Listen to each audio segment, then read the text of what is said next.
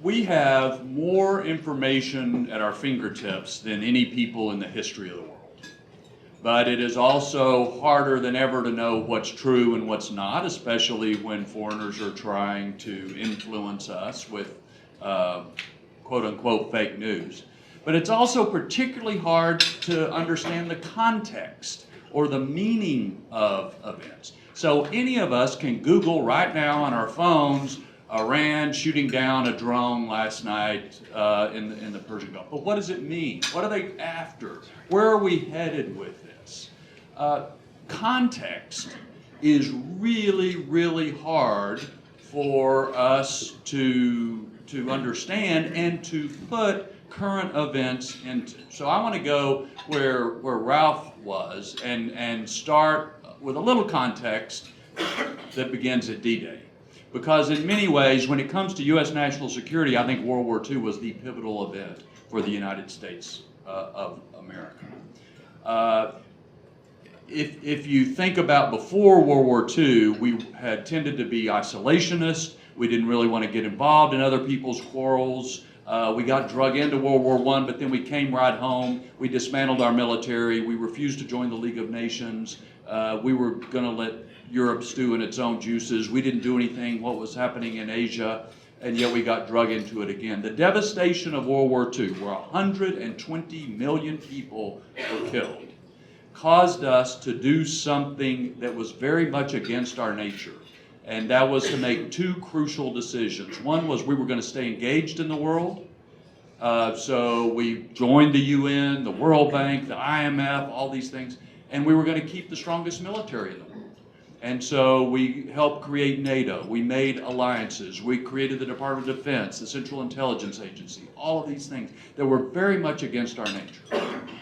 And so we decided that we would have to stay involved and stay strong in order to prevent a third world war. And if you step back and look by however you want to measure human progress, whether it's life expectancy, economic development, how many people live in democracies, women being able to vote, number of people who die in wars. I can show you charts that show the last 75 years with American leadership has been the best period in human history. Now there's some ups and downs, and nothing's been perfect. You know, we've had Vietnam, we've had Korea, right now we've had a slight downturn in life expectancy because of opioids. But if you look at the broader scope, with those two decisions that we made, this has been the best time for us and for the rest of the world that has ever existed. Now, again, I'm talking bigger context. What's happening now in the world is that a number of folks don't like the fact that we're the ones who are setting the standard. So Russia, China are contesting U.S. leadership in the world. Iran and North Korea are trying to look for opportunities where they can exploit what they see as an American withdrawal and pursue their agenda. Terrorists obviously want to roll back the clock several hundred years. And so we are being tested, whether it is China, whether it's what's happening in the Persian Gulf right now or wherever. What's being tested is American leadership that we have led or have developed over the last 75 years. What's even more interesting, and what really relates to everybody in this room, is it's not just the Russians, the Chinese, and the terrorists that are testing, or that are disputing our leadership. It is being debated in both political parties here at home right now. And to me, that's the most significant thing in national security. It's the internal Republican and Democrat debates about whether we ought to continue to be engaged in the world and whether we ought to keep the strong military. Because I don't worry about what anybody else is going to do to us. What I worry about is what we do to ourselves. And to me, that's the most interesting thing.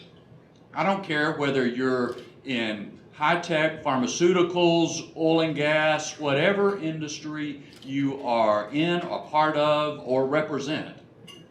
You have a tremendous stake in how this debate comes out, because the world will be very different and the quality of life for Americans not to mention people in other parts of the world, will be very different if, say, the Chinese are the ones who set the standard versus the United States.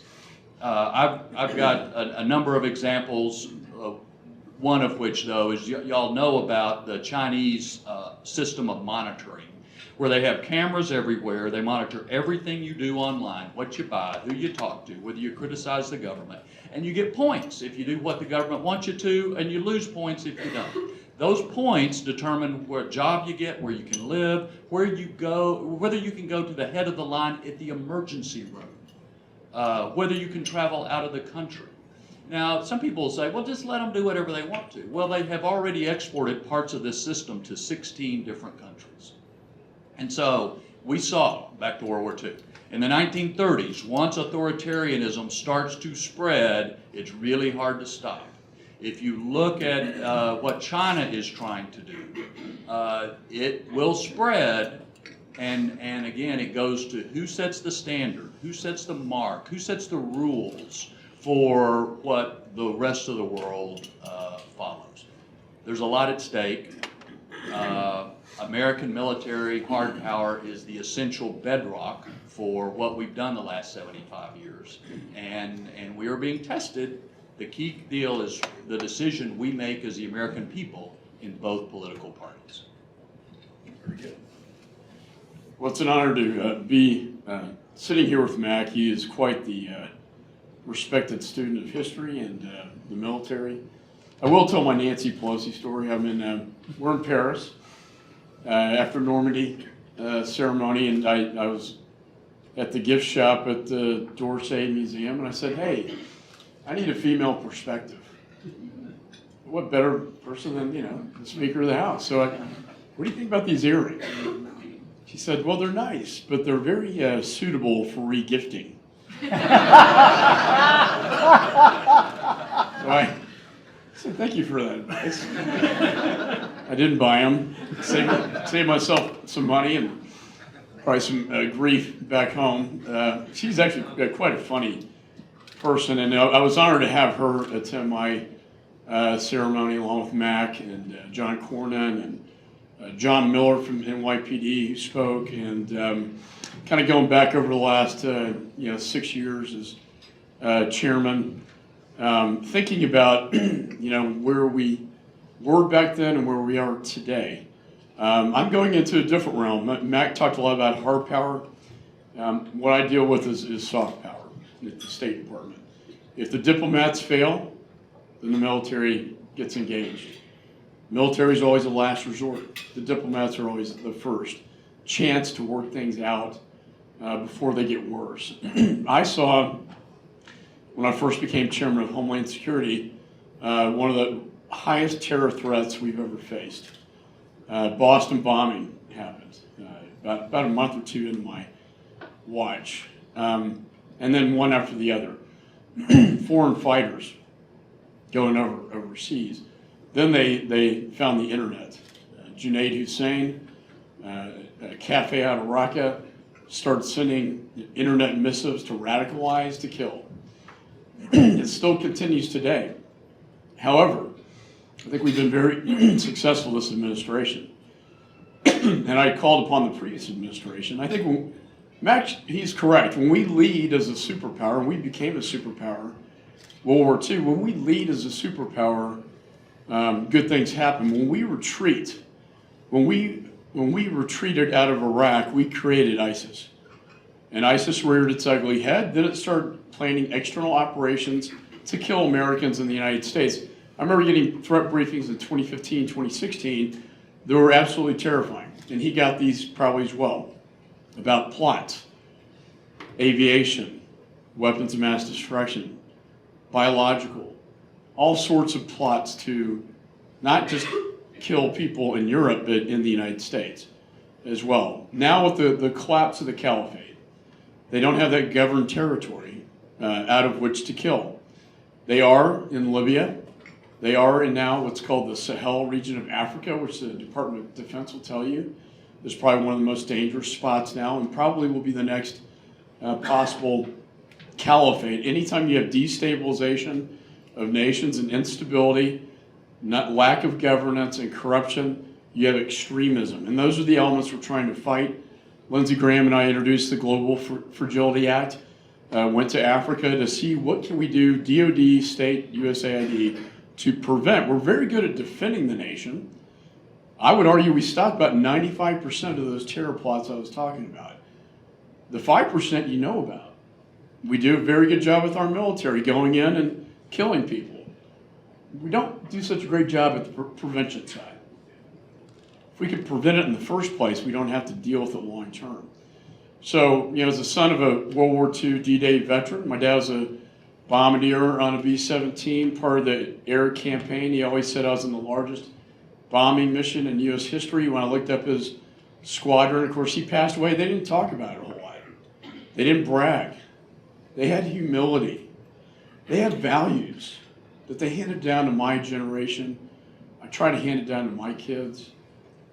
They handed down a better America to the next generation of Americans. I look at some of these politicians that they're so arrogant and so boastful and bragging and no humility. That's not them. That was not that generation. They didn't really talk about it a whole lot. We saw about 60 of them in a tent at Normandy that were talking about it because they knew they were getting ready to die and they wanted their stories to be heard. And I would argue that at the 80th anniversary, there are going to be very few of them left, but we cannot forget the lessons that they taught the next generation. And I'm very proud of what they achieved. You mentioned the GI Bill. My dad was the first member of my family to go to to college, thanks to the GI Bill. I don't think I'd be serving in the Congress today if it wasn't the example and the inspiration he taught me about public service. That it's important to serve. Honor, duty, country, service to your country. And of course, I'm serving in my own way, my own capacity. But he's always been my personal hero and will inspire me till the day that I die. So with that, thanks so much for having me. Appreciate it.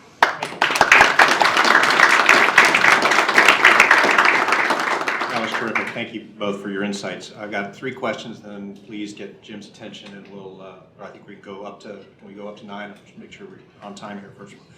So first of all, a question for you. You both came in to Congress when we were in the majority. You obviously, Mr. Thornberry, when we first took it, and McCaul, you came in here, I think, the last couple of years before it turned over. And you were chairman while in the majority. Can you give us both of a sense of what is it like? Hopefully partisanship ends at the water's edge, but it doesn't always. Maybe Mr. Thornberry, you can start. You do defense authorizations. They've traditionally been bipartisan. What are the dynamics into this new year in the leadership and your relationship with Chair Adam Smith? And then maybe Mr. McCaul, you have a very good relationship with Elliot Engel. You did a great job with your ranking member at the time on Homeland. Where's their common ground, and where is there going to be fights that are going to be very, very hard to overcome? I worry that the reflexive partisan politicization of everything is seeping inevitably into national security and foreign policy issues. And frankly, it's hard to prevent. So just take an example from today. Everybody's focused on Iran. We have had a number of briefings about Iran, what they're doing. And I'll exaggerate slightly, but for some of my Democratic colleagues, it's don't bore me with the facts, Trump is making this up. And so if we get to a point where we can't objectively look at the facts and come and together have an appropriate response, then adversaries will certainly seek to take advantage of that situation. So I don't know, I worry about where this is headed. The remarkable thing about the 75-year that I was talking about is that it was supported by both parties. You had presidents of both parties, you had Congresses of both parties. You had some people like McGovern that were not supportive of this stay strong and stay engaged sort of attitude, but they were on the fringes. But the mainstream of both parties supported that. But things are changing politically here at home. where it is much more reflexive. If he's for it, I'm against it, and vice versa. And so it is unquestionably a challenge when it comes to national security and foreign policy to stand up to those trends. Yeah, and I agree with Mac. I think his committee and mine, Foreign Affairs is, I like history, so I studied the committee. It's the second oldest committee in the Congress, and the first chairman was Benjamin Franklin. Just to give you some sort of, not any comparison there. I just find it interesting from a historical perspective, but national security committees have always been bipartisan. You don't bring in partisan politics. It ends at the water's edge. That's Elliot Engel's favorite line. I think I'm very blessed to have a chairman, if I have to be a ranking member, that is very conscious of trying to protect the integrity of the institution, of being bipartisan, and being for the country first. I can't say that about all the members on the committee.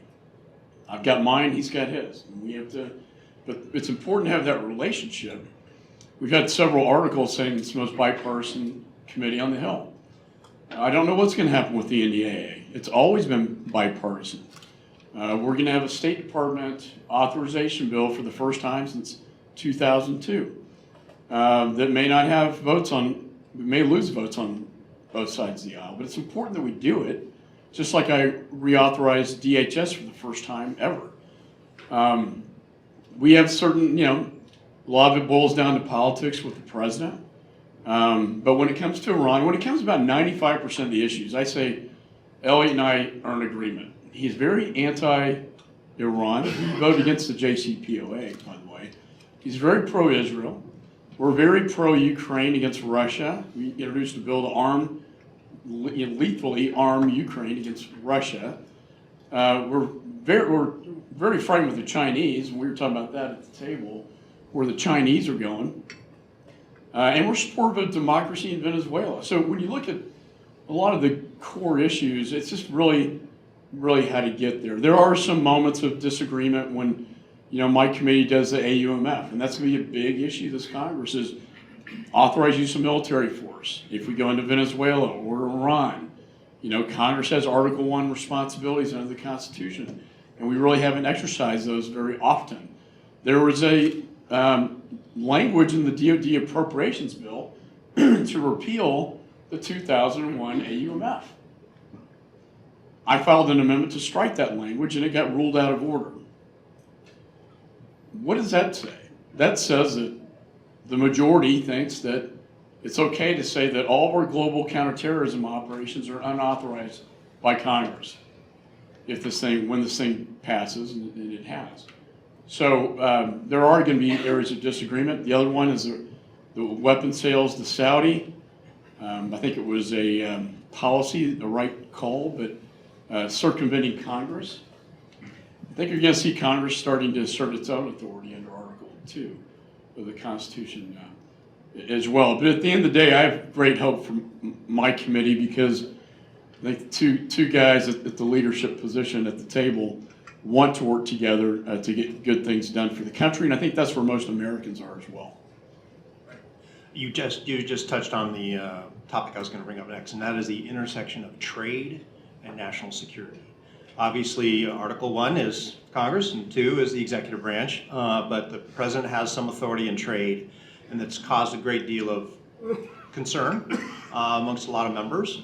You've got things like you said, the arms sales issues, which you're dealing with at the Foreign Affairs Committee, issues like Huawei and other decisions like that then suddenly infect the bills that you're moving through committee. You've also got the president using Section 232 that says automobiles are a national security issue, or steel and aluminum. So a lot of those things are hitting your colleagues and hitting your committee. And obviously you have, the president is of your party, but you have to navigate that very carefully. Can you give us some insight about how you think that should be navigated, and how much of that is causing concern among your colleagues? Thank you.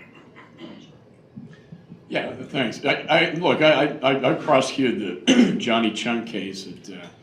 They liked Clinton's technology transfer policies of satellites and such, and China Aerospace was grooming him, introduced him to the director of Chinese intelligence, and put money in his Hong Kong bank account to put in the Clinton campaign. And I was a young prosecutor at that time. It was a fascinating case. But this has been going on for a long time. Influencing elections, but also trying to steal technology. And the Chinese have been, I think, ripping us off for 3 decades. The intellectual property theft is huge, the tech transfers.